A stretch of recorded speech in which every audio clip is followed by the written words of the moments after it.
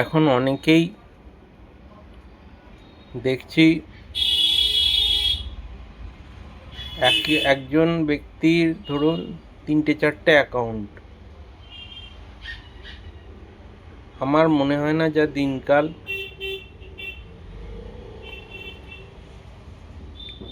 আপনারা এতগুলো অ্যাকাউন্ট খোলার দরকার নেই।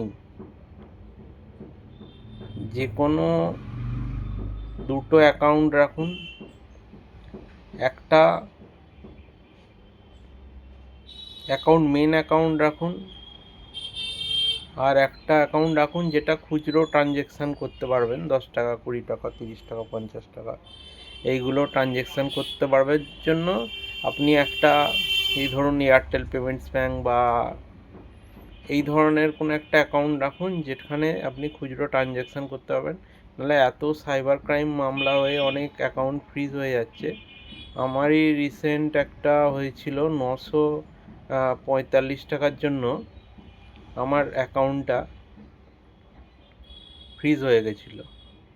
কোনো এক কাস্টমার অনলাইনে আমাকে 945 টাকা মেরেছিল।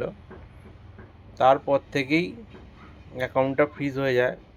প্রায় 6 মাস পরে অ্যাকাউন্টটা আবার অটোমেটিকলি কিন্তু হ্যাঁ, যেটা সমস্যা হয়, আমার যে টাকাটা ছিল 945 টাকাটা তো কেটেই গেছে, প্লাস আমার যে টাকাটা ছিল সেটাও কিন্তু কেটে গেছে।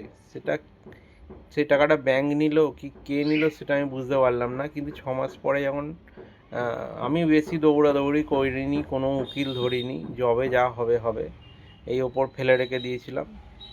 তো 6 মাস পরে অটোমেটিকলি অ্যাকাউন্টটা দেখলাম আনফ্রিজ হয়ে গেল, এবং আমি যেরকম নর্মালি লেনদেন করছিলাম সেরকম করতে পারছি দেখলাম। তো যেসব যাদের অ্যাকাউন্ট সামান্য টাকা আছে, ধরুন আপনার ফ্রিজ হয়ে গেল সামান্য টাকার জন্য, তাদের এত ছোটাছুটি করার দরকার নেই, উকিল ধরারও দরকার নেই। আপনার ওই টাকাটা যখন কেটে যার টাকা তার কাছে চলে যাবে, তখন অটোমেটিকলি আপনার অ্যাকাউন্টটা আনফ্রিজ হয়ে যাবে। এর জন্য দৌড়াদৌড়ি ছুটি কোথায় কেস হয়েছে, অন্য স্টেট থেকে হয়েছে, সাইবার ক্রাইম মামলা হয়ে গেছে, এত দৌড়াদৌড়ি করার বা ভয় পাওয়ার কিছু নেই। এখন বেশিরভাগই ক্ষেত্রে এটা হচ্ছে। ওই জন্য বলছি আপনারা 2টো অ্যাকাউন্ট করে রাখুন। একটা এরকম নর্মাল কোনো একটা অ্যাকাউন্ট, জিও পেমেন্টস ব্যাঙ্ক এই ধরনের একটা করে রাখুন, আর একটা আপনার যেটা মেন অ্যাকাউন্ট সেটা আপনার যেটা রাষ্ট্রায়ত্ত ব্যাঙ্কে আপনারা করে থাকেন সেই রকম করে রাখুন, তাহলে সুবিধা হবে।